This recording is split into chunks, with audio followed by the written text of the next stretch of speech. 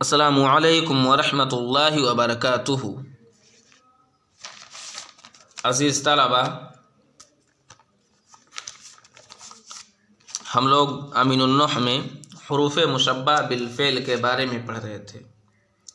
ہم لوگوں نے یہ جان لیا تھا کہ حروف مشبہ بالفعل 6 ہیں اور ان کے نام بھی ہم لوگوں نے جان لیے تھے۔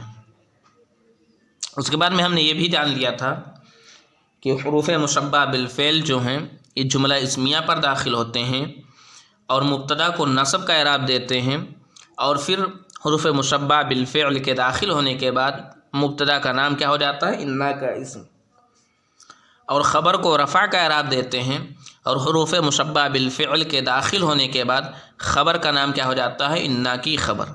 بات سمجھ میں آ رہی ہے؟ جی، آج ہم لوگوں کو کیا جاننا ہے؟ آج ہم لوگوں کو یہ جاننا ہے کہ حروف مشبہ بالفعل جب کسی جملے پر داخل ہوتے ہیں تو جملے میں کیا تبدیلی پیدا کرتے ہیں، کیا بدلاؤ کرتے ہیں، جملے کے معنی میں کیا چینجنگ پیدا کرتے ہیں۔ سمجھ میں آ رہی بات؟ جی دیکھ لیجئے، انا کے بارے میں لکھا ہوا ہے کہ انا جملے کی تحقیق اور تاکید کرتا ہے۔ کیا کہہ رہے ہیں کہ جب ہم انا کو کسی جملے پر داخل کرتے ہیں تو انا کیا کرتا ہے؟ جملے کے اندر تحقیق اور تاکید کا معنی پیدا کر دیتا ہے، زور کا معنی پیدا کر دیتا ہے۔ جیسے مثال کے طور پہ زید قائم، زید کھڑا ہے۔ اب ہم لوگ کیا کر رہے ہیں؟ اس پر انا داخل کر رہے ہیں، انا زیدن قائم، بے شک زید کھڑا ہے۔ پہلے جملہ کیا تھا؟ زید کھڑا ہے، اس میں تاکید اور زور کا معنی نہیں پیدا ہوا تھا۔ اب ہم نے کیا کیا؟ انا کو داخل کر دیا اس جملے پر، تو اس جملے کے اندر کون سا معنی پیدا ہو گیا؟ تاکید اور زور کا معنی پیدا ہو گیا۔ انا زیدن قائم، بے شک زید کھڑا ہے، یعنی زید بیٹھا نہیں ہے بلکہ کیا ہے؟ کھڑا ہی ہے۔ انا کے داخل ہونے کے بعد جملے کے اندر تاکید اور زور کا معنی پیدا ہو گیا، تحقیق کا معنی پیدا ہو گیا۔ بات سمجھ میں آ رہی ہے؟ جی، تو انا جب جملہ اسمیہ پر داخل ہوتا ہے تو لفظی طور پہ کیا تبدیلی پیدا کرتا ہے؟ میں نے بتلایا کہ اپنے اسم کو نصب اور خبر کو رفع کا اعراب دیتا ہے۔ اب معنوی طور پہ کیا تبدیلی پیدا کرتا ہے؟ جملے کے اندر تاکید اور زور کا معنی پیدا کر دیتا ہے۔ بات سمجھ میں آ رہی؟ انا کے بارے میں دیکھیے، کہہ رہے ہیں انا جملہ کو بتاویل مفرد کر دیتا ہے، یعنی انا جملے کو کیا کرتا ہے؟ مفرد بنا دیتا ہے۔ اس کا مطلب کیا؟ مفرد بنا دیتا ہے۔ اس کا مطلب کیا ہے؟ جیسے انا زیدن، کیا کہہ رہے ہیں کہ انا یہ جب کسی جملے پر داخل ہوتا ہے تو اس جملے کو کیا کر دیتا ہے؟ مفرد بنا دیتا ہے۔ مفرد بنا دیتا ہے، اس کا مطلب کیا ہے؟ اس کا مطلب یہ ہے کہ انا اپنے اسم اور خبر سے مل کر کے ایک مکمل جملہ نہیں بن سکتا ہے۔ کیوں؟ کیونکہ انا اپنے اسم اور خبر سے مل کر کے کیا بن جاتا ہے؟ مفرد بن جاتا ہے۔ جس طرح سے مفرد یہ اکیلے تنے تنہا ایک مکمل جملہ نہیں بنتا ہے، بلکہ وہ ہمیشہ کیا ہوتا ہے؟ کسی جملے کا حصہ، کسی جملے کا جز بنتا ہے۔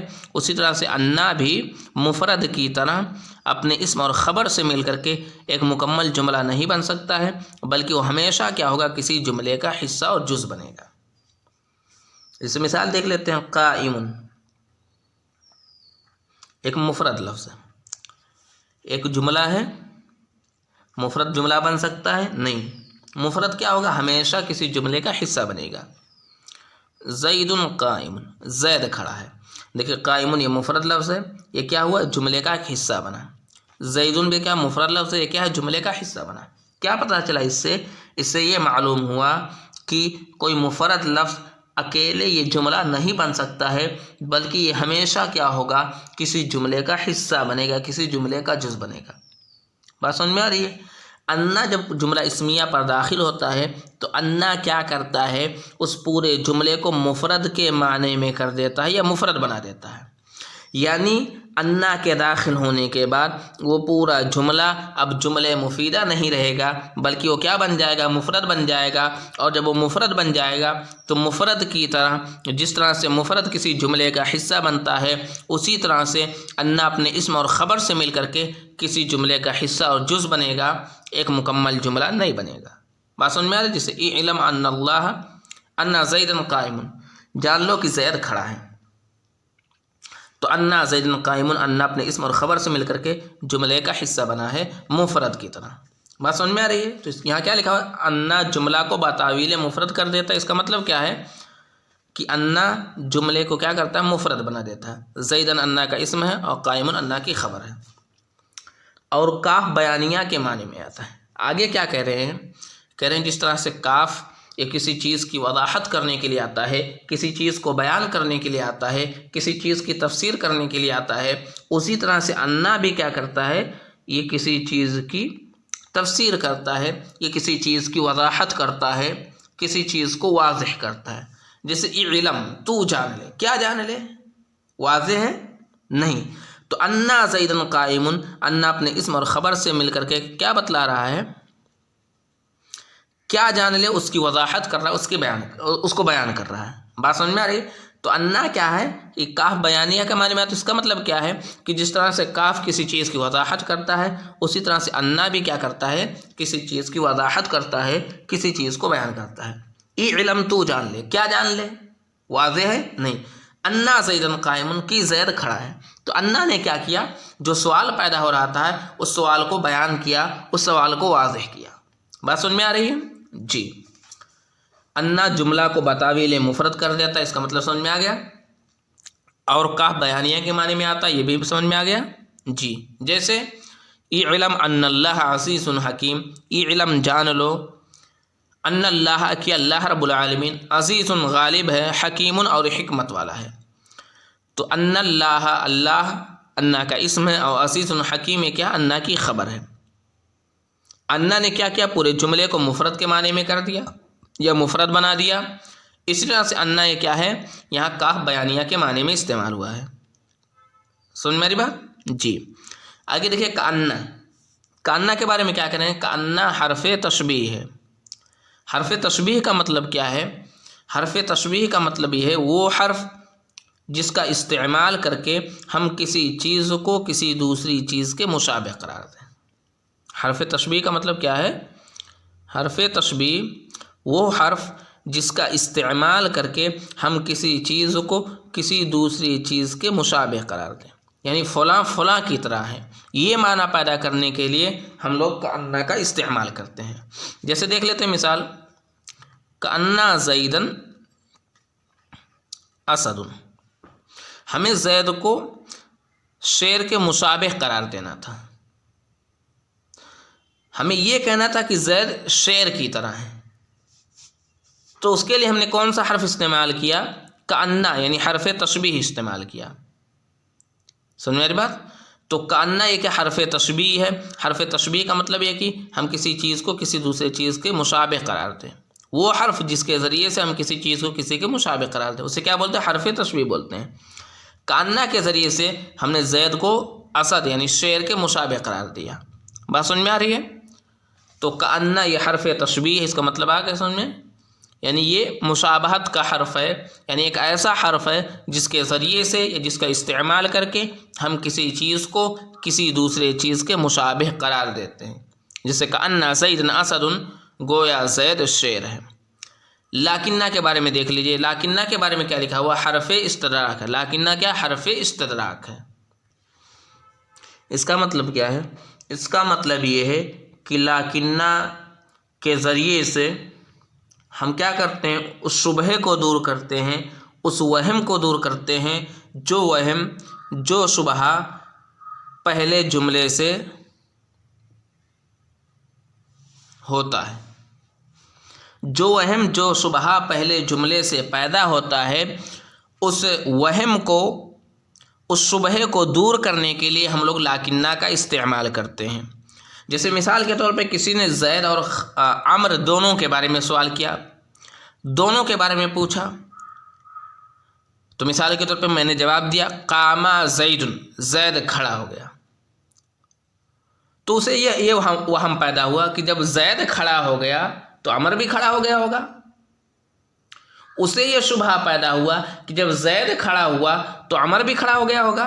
तो उस शुबहे को दूर करने के लिए, उस वहम को ख़त्म करने के लिए लाकिन्ना का इस्तेमाल होता है। قام زید لکن عمرا جالس، لیکن عمر کیا ہے؟ بیٹھا ہے۔ کیا کہہ رہے ہیں کہ جملے سابقہ سے، پہلے جملے سے جو وہم پیدا ہوتا ہے، جو شک پیدا ہوتا ہے، جو شبہہ پیدا ہوتا ہے، اس شبہے کو کیا جاتا ہے؟ لاکنہ کے ذریعے سے دور کیا جاتا ہے، لاکنہ کے ذریعے سے ختم کیا جاتا ہے۔ جیسے مثال کے طور پہ، مثال کیا لکھا ہوا؟ قام زید لیکن عمرا جالس، لیکن عمرا جالس، زید کھڑا ہو گیا لیکن عمر بیٹھا ہے۔ دیکھیے کسی نے زید اور عمر دونوں کے بارے میں سوال کیا کہ زید اور عمر کیا کر رہے ہیں؟ تو مثال کے طور پہ کسی نے جواب دیا قام زید، زید کھڑا ہو گیا۔ تو جس نے یہ جملہ سنا اسے یہ شک پیدا ہوا، اسے یہ وہم ہوا، اسے یہ شبہہ پیدا ہوا کہ جب زید بیٹھ گیا ہے تو عمر بھی بیٹھ گیا ہوگا۔ تو لاکنہ نے کیا کر دیا؟ اس شبہے کو، اس وہم کو دور کر دیا۔ قام زید لیکن عمرا جالس، زید کھڑا ہو گیا لیکن عمر بیٹھا ہے۔ تو جو شبہہ کھڑے ہونے کی، جو وہم کھڑے ہونے کا ہمارے ذہن میں آ رہا تھا کہ عمر بھی کیا ہوگا؟ کھڑا ہو گیا ہوگا، اس وہم کو کس نے دور کیا؟ لاکنہ نے دور کیا۔ تو لاکنہ کیا حرف استدراک ہے؟ اس کا مطلب کیا ہے؟ اس کا مطلب یہ ہے کہ پہلے جملے میں جو شبہہ پیدا ہوتا ہے، جو وہم پیدا ہوتا ہے، اس وہم کو کیا کرتا ہے؟ لاکنہ دور کرتا ہے، ختم کرتا ہے۔ بات سمجھ میں آ رہی ہے؟ جی، لاکنہ حرف استدراک ہے، جیسے قام زید لیکن عمر جالس، زید کھڑا ہو گیا لیکن عمر بیٹھا ہے۔ آگے دیکھیں لیتا کے بارے میں، کہنے لیتا حرف تمنی ہے۔ حرف تمنی کا مطلب کیا ہے؟ اگر ہم لوگ کسی چیز کی تمنا کرنا چاہتے ہیں، کسی چیز کی خواہش کرنا چاہتے ہیں، تو اس کے لیے ہم لوگ لیتا کا استعمال کر سکتے ہیں۔